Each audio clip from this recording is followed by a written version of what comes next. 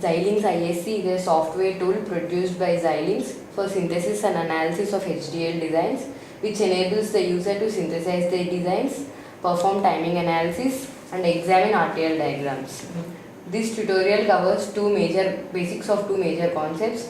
One is to draw a schematic, create a symbol, and generate a test bench and simulate the circuit. And the second one is to write a Verilog code, generate the test bench, simulate the circuit, and analyze the area and power reports. As soon as we open our Xilinx, the project navigator window is divided into four parts. One is source pane, which hierarchically displays all the elements present in the project, and second one is the process pane, which displays all the elements present in the selected source. Third is the transcript pane, which displays all the messages, errors, and warnings of the simulated project. And fourth is the workspace pane, which displays all the reports, simulations, schematics, and waveforms. So getting started. First open Xilinx ISC. Let's create a 4-bit adder using full adders and full adder using half adders. So first create a new project. Go to File and select New Project. Enter a name.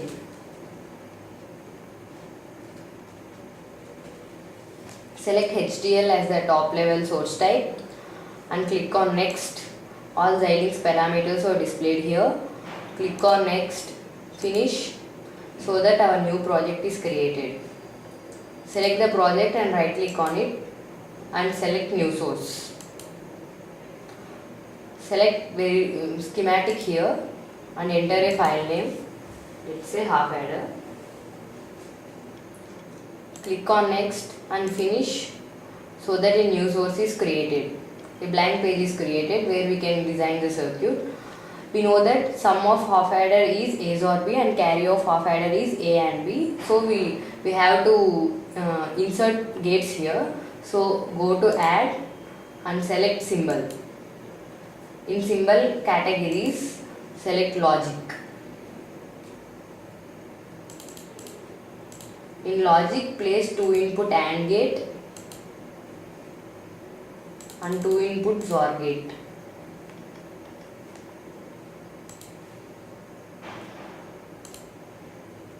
Select these two and zoom them for better view.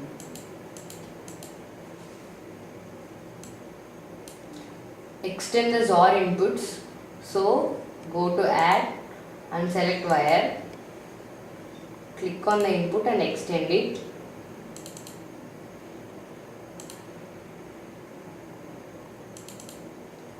We have to give same input for XOR gate and AND gate. So connect the inputs of AND gate to XOR gate.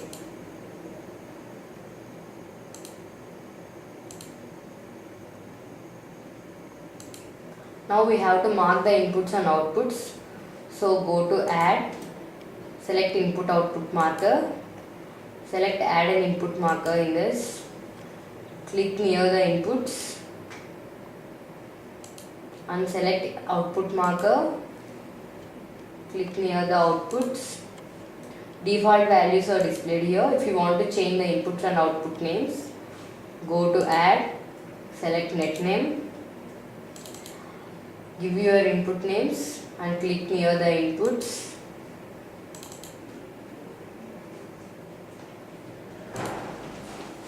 Give your output names and click near the outputs.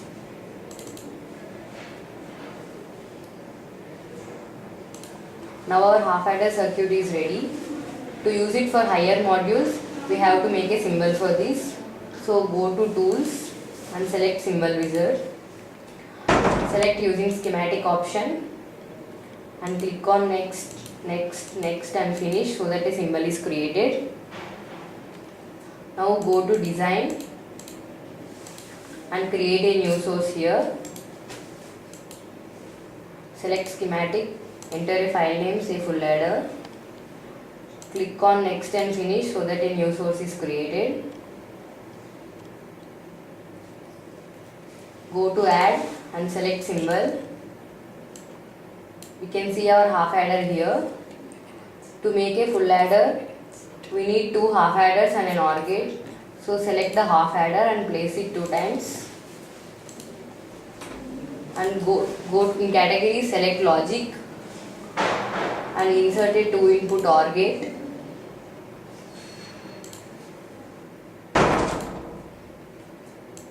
Zoom the circuit.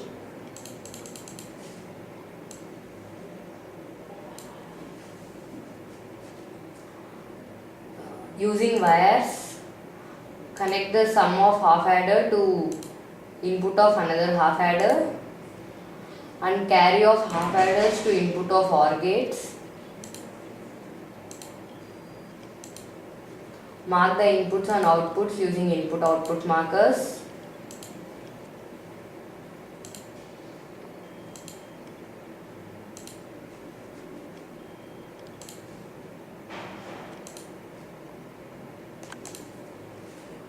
Change the names.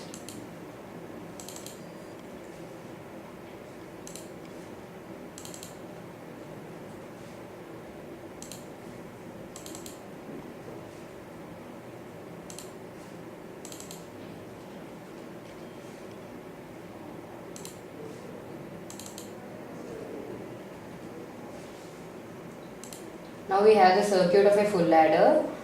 Make it a symbol using tools, symbol wizard. Select using schematic and click on next and finish so that a symbol is created for our full adder. Now go to design and create another source. Select schematic and enter file name, say 4-bit adder. Click on next and finish so that a new schematic is created. A 4-bit adder is created by using 4 full adders. So go to add and select symbols. Select our full adder and place it 4 times.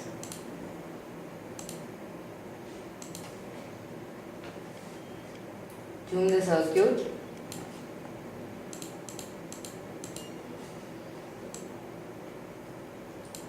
Connect the carry of full adder to the input of next full adder using wires. Go to add, select wires.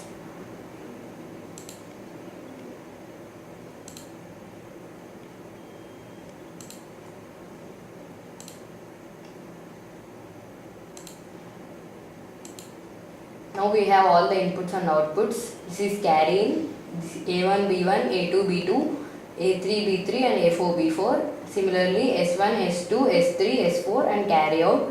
Mark the inputs and outputs and implement. You run this button for implementing top module. After running, we get the following circuit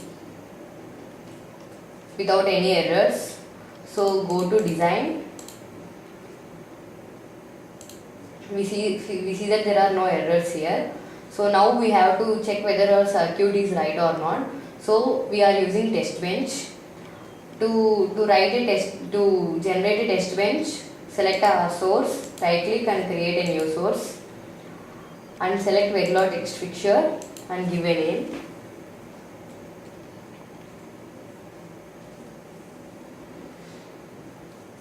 Click on next. Select the source for which you want to write the test bench. Click on next and finish so that a test bench is created. You can see all our inputs and outputs here. All the inputs are initialized to 0. Delete these pink color lines and write a name here. We can simulate the circuit using in 2 ways. One is to force constant and another is to write a test bench. Let's see how to force a constant. First select simulation here. Select our test bench and run behavioral check syntax.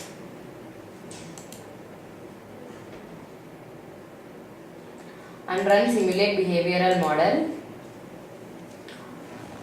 ICM opens, which simulates all our inputs and outputs and displays all the waveforms of the inputs and outputs.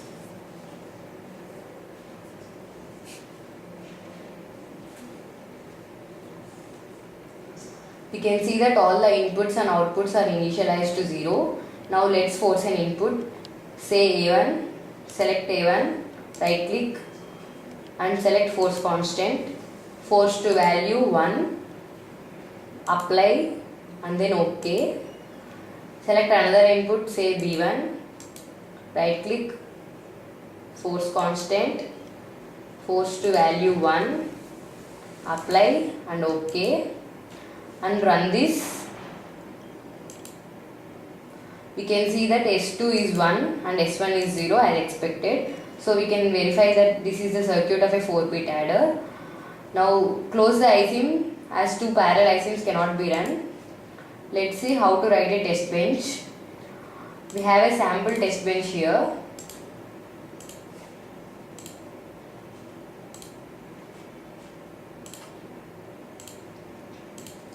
Paste it in the initial begin block. You can see that after 10 seconds some random input is given and this is repeated 3 times. And here we are writing display and monitor commands to monitor the simulation in TCL console of ISIM. Display command is similar to printf in C. It displays all the characters in the quoted area, and monitor command monitors all the parameters included in it. Now select simulation and select our test bench and run for behavioral check syntax.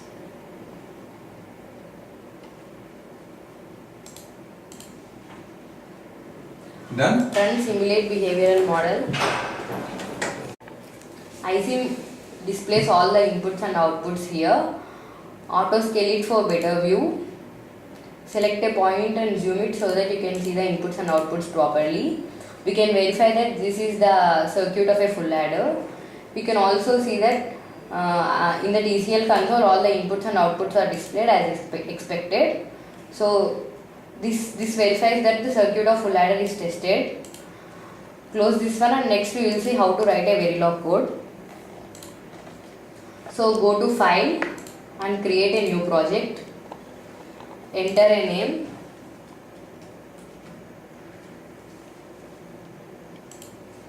Select HTML as top level source. Click on next, next and finish so that a new project is created. Select our project and create a new source. Select Verilog module and enter a name. Say counter. We are going to write the Verilog code for a 4-bit counter. Click on next, next and finish.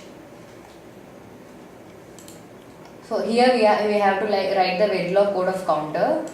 We have the code. So copy this one and paste it.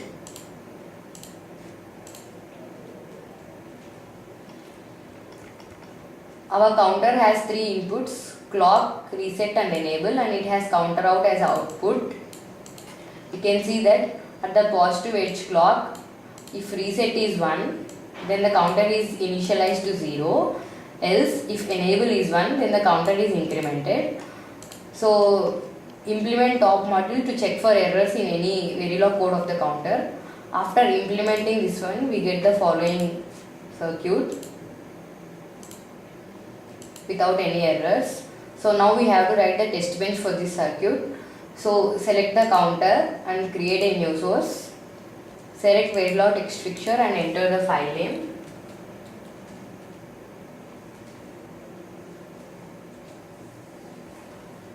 Click on next and finish so that a test bench is created for our counter. We can see that all the inputs are initialized to 0 and the simulation aborts after 100 seconds. Delete this line. Now let's see how to force clock for this counter. Select simulation and select our test bench and run behavioral check syntax. Next run simulate behavioral model.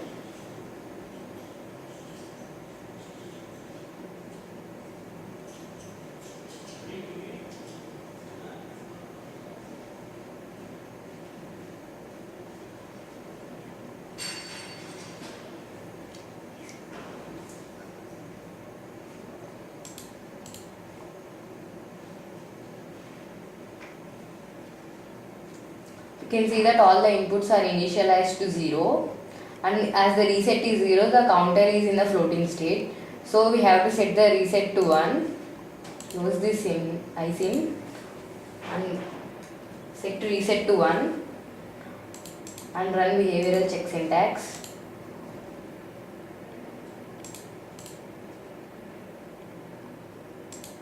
And run simulate behavioral model.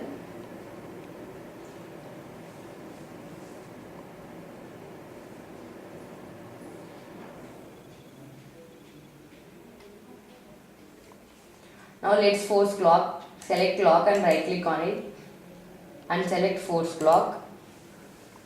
Give leading edge as 1 and trailing edge as 0. Start time offset at 0 microseconds. Cancel time offset say some 10 microseconds. Period, default period is 50. We can change it if we want. Duty cycle is 50. Period say 2 microseconds. Apply and then OK. Now the reset is 1, so initially the counter is set to initialize to 0. We have to change this value to 0 after some time. So select reset and force constant. Force to value 0. Start time at some say 2 microseconds and cancel time after some 10 microseconds. Apply and then OK. Similarly, force constant for enable. Force it to 1, start time after some 2 microseconds and cancel after some 10 microseconds. Apply and then OK and run this circuit. Auto scale it for better view. You can see that the counter is 0 after some 2 seconds and at the positive edge clock the counter is incrementing. So this verifies the circuit of our 4-bit counter. Now let's write test bench for this circuit. We have a sample test bench here. Copy this one and paste it here. Save it and run behavioral check syntax and run simulate behavioral model.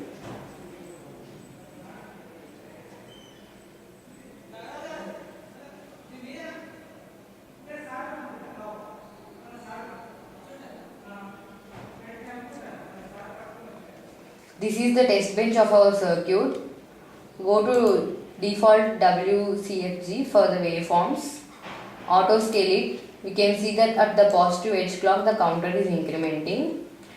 If you want to have a step-by-step simulation, you can select step in the toolbar of our iSIM window so that you can see the step-by-step simulation of our circuit. Now by this we can verify any design and simulate it. Now let's analyze area and power for our circuit. For area, go to project and select design summary or reports. In the detailed reports we have synthesis report. We can see that in the synthesis report all the area is analyzed for our circuit, and below if we scroll down we can see all the timing analysis of our circuit, like critical delay of each component, and it also gives summation so that overall delay of our circuit is also displayed. For analyzing power, go to tools and select XBAR analyzer. XBAR analyzer takes our circuit and gives the clock so that the power is analyzed for various models. We can see all the power analysis here. By hierarchy we can see that we can see logic power and signal power. In clock domain we can see the power consumed by the clock. In resource type we can see the power by all logics, clocks, signals, etc. If you want to change the clock, select clock domain and enter some frequency for our clock, say 10 MHz, and update this so that we can get the power analysis. For updating, go to tools and select update power analysis so that it takes clock as 10 MHz and updates it this one. We can see that clock power is increased. So by this we can using XPAR analyzer we can analyze the area, and by using synthesis report we can analyze the power of our circuit. So this tutorial summarizes how to use the Xilinx for analyzing area and power.